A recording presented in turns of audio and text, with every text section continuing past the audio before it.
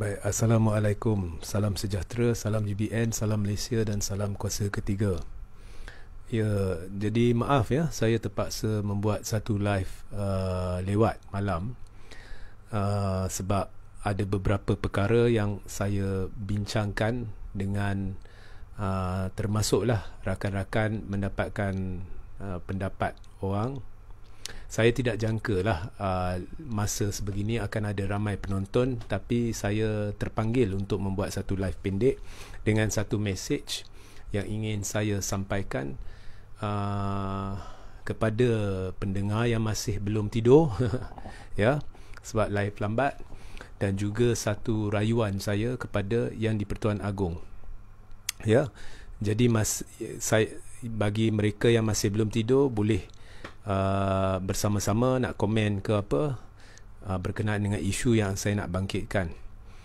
Jadi malam tadi saya ada buat satu live dan saya dah jelaskan isu-isu berkaitan dengan status MP Najib ya, status Najib sebagai ahli parlimen. Saya juga telah mengulas malam tadi ya berkenaan dengan kenyataan speaker Dewan Rakyat, kesahihan kenyataan speaker berhubung dengan status MP Najib. Jadi dari sudut perlembagaan saya tak pertikai. Memang betul apa yang dikatakan oleh speaker. Selagi petisyen pengampunan Najib tidak dibincangkan oleh lembaga pengampunan dan tidak diputuskan oleh YDPA atau Yang di-Pertuan Agong, selagi itu Najib kekal MP. Itu saya tak gaduh. Ya. So itu memang dari sudut perlembagaan, suka tak suka itu betul. Jadi bagi mereka yang nak perincian berkenaan perkara itu, anda boleh rujuk kepada live saya tadi malam tadi, sama ada di Facebook atau di YouTube Regi Jasiri Taudin. Tetapi sekarang saya ingin membuat rayuan kepada Yang di-Pertuan Agong. Najib tidak harus kekal sebagai ahli parlimen bagi tempoh masa yang lama. Najib memalukan negara. Saya tahu dia adalah bekas Perdana Menteri, tetapi jangan itu dijadikan alasan sebagai kita nak mengasihani beliau, kerana beliau telah menyebabkan kerugian kepada negara bukan beribu ringgit, bukan berjuta ringgit, berbilion-bilion ringgit, dan ada kes yang masih berjalan yang belum dibuktikan. Sekarang sudah dibuktikan dia terlibat dengan kecurian dana berpuluh juta ringgit. Dia sudah dibuktikan menipu berkenaan dengan derma Raja Arab. Jadi kita tidak boleh kata dia Perdana Menteri, dia melakukan ini, melakukan itu, jadi kita bagi dia cek kosong untuk mencuri berbilion ringgit, dan berbilion ringgit ini telah menyebabkan hutang pada negara yang juga berpuluh bilion ringgit yang akan ditanggung oleh rakyat sampai 2039 tak silap saya ya.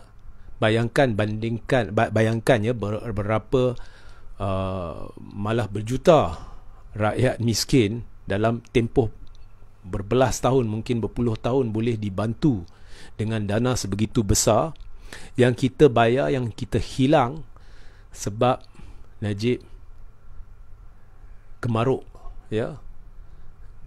Pada beliau berkuasa, dia mencuri dana. Dia telah memalukan negara, dan kini apabila dia kekal MP, ini lebih memalukan negara. Dari sudut perlembagaan memang dia boleh kekal MP selagi belum ditolak rayuan dia. Atas sebab itu saya minta pengecualian dalam kes Najib supaya Yang di-Pertuan Agong dan lembaga pengampunan dengan segera menilai petisyen pengampunan Najib, supaya penilaian boleh dibuat dan diharapkan pengampunan ditolak, supaya status MP Najib terlucut selepas itu. Kita tidak harus biarkan Najib kekal MP ya. Kita tidak harus biarkan Najib kekal dalam keadaan di mana dia boleh atau mungkin mengajukan soalan secara bertulis yang akan kemudiannya dibahaskan, dibincang dalam Dewan Rakyat. Sebab Najib tidak mewakili rakyat, majoriti rakyat Malaysia malu dengan pemimpin bernama Najib Razak. Malu bila dengar Najib ini masih MP. Jadi saya tahu ada protokol ya dalam sistem negara dari sudut pengampunan. Ya, seperti yang dijelaskan oleh bekas peguam negara. Contohnya dalam penjara ni ada 50,000 banduan. Andai kata semua 50,000 banduan memohon pengampunan, ya, proses pengampunan ni, lembaga pengampunan, sistem dia tu akan runtuh. Dan biarpun ada contohnya 15-20 permohonan banduan permohonan pengampunan setiap kali lembaga pengampunan bersidang, saya tak silap saya 3 hingga 4 kali setahun, ya, dia perlu menurut aturan. Siapa yang mohon dulu, siapa kemudian, Najib tidak boleh diberi keistimewaan. Tetapi memandangkan kes ini sudah istimewa, melibatkan sesuatu yang telah memalukan negara, memudaratkan negara dan terus memudaratkan rakyat bagi tempoh yang lama kerana kemaruk duit Najib yang telah menyalahgunakan kedudukan dia sebagai Perdana Menteri, ya, dan telah mengkhianati kepercayaan rakyat dengan mencuri dana, menyeleweng dana, ya. Jadi atas sebab itu perlu dipertimbangkan agar kes Najib dipertimbangkan dulu dan lembaga pengampunan segera bersidang, YDPA segera mengaturkan yang perlu diatur menurut kebijaksanaan, tuanku, supaya boleh dibuat penelitian dan kemudian keputusan. Dan amat-amatlah diharapkanlah pengampunan Najib ditolak, sebab kemusnahan yang telah dibawa oleh Najib ini, dan selepas itu sebaik sahaja keputusan dibuat untuk menolak pengampunan, status MP Najib akan terlucut dan saya percaya majoriti rakyat Malaysia akan gembira. Terlalu gembira. Jadi itulah rayuan saya kepada Yang di-Pertuan Agong, okey, kepada rakyat yang mendengar perutusan saya ni. Sebelah malam tadi saya buat secara perundangan. Saya ni bukannya dikira pakar perundangan. Saya pun sebelum membuat video tu saya merujuk kepada pakar perundangan. Saya kira jika saya buat sesi bersama pakar perundangan seperti Tuan Hanif, ianya lebih mantap. Tetapi saya cuba dan saya telah menjelaskan mengapa apa yang dikatakan oleh speaker memang tepat. Jangan pertikai, sebab saya lihat anda semua terlalu beremosi. Jangan pertikai speaker dalam hal ini. Memang betul apa yang speaker tu kata. Dari sudut perlembagaan tidak ada cacat celanya. Memang status MP Najib kekal. Selagi, ya, sebab dia dah masuk petition rayuan dalam tempoh yang ditetapkan.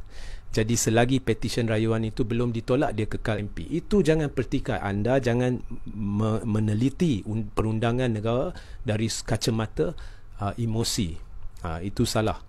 Tetapi setelah menjelaskan perkara itu, sekarang saya rasa saya sedang mewakili majoriti rakyat Malaysia yang akan setuju dengan rayuan saya kepada YDPA agar proses pengampunan Najib,